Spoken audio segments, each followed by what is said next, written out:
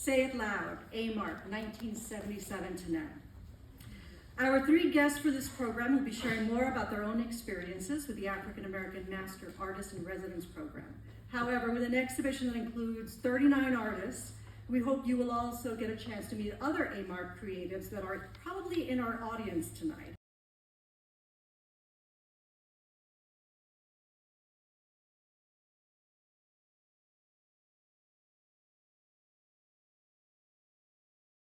In 4 years, I found myself in Boston from the State University of New York at Stony Brook and in the company of Dana Chandler at Simmons College, then University now. And so I was there at the very beginning. Dana's studio had been ransacked. I heard that Dana had felt that there was a need to engage an institution. And following that line of history, as we go forward, we come into contact with artists like Cyprian Moorhead, who does the etching of Phyllis Wheatley, 1773. We go ahead to, and I can't mention all of them, so please forgive me if I leave people out, but Edmonia Lewis, who has fashioned many marble sculptures when women were not supposed to be sculpting, Art Fuller. And we come across one who is really honored, Edward Mitchell Bannister, and his prize taken away because of his race identification. Hash some of that in terms of Dana's influence on your own work and what it meant for you to then become involved in the program. Okay. First of all, thank you for having me. It's an honor and a blessing to be here and to be with the audience. I gotta start with that. I'm like on cloud 9 listening to this. I said, I hope with my students that it makes them feel the way it made me feel as a child. So it's an honor and a blessing.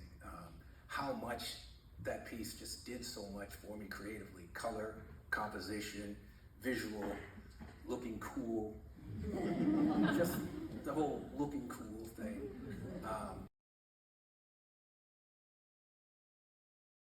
As we heard, taking tens of thousands of photographs, and how do you see your trajectory, and if that was kind of complemented or informed in any way by your relationship to the program at different moments? Well, it's kind of hard to know where to start with all that. I should say that early on in my academic life, I thought that graphic arts and printing was something that I really was attracted to and felt that I should explore, and eventually realized that I needed to branch out a little more than that in design.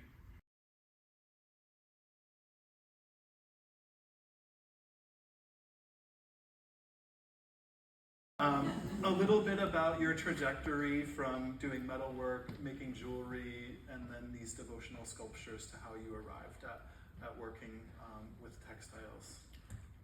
Well, my creative manifesto is I remember, reclaim, restore, and reimagine.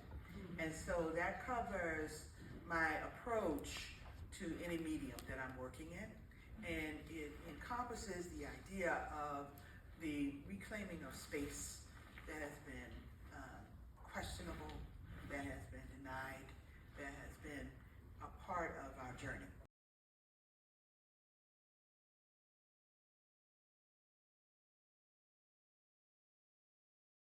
So I wanted to just ask you to kind of reflect these many years later about that project, how it came about, how it's changed. Does it gain in political urgency?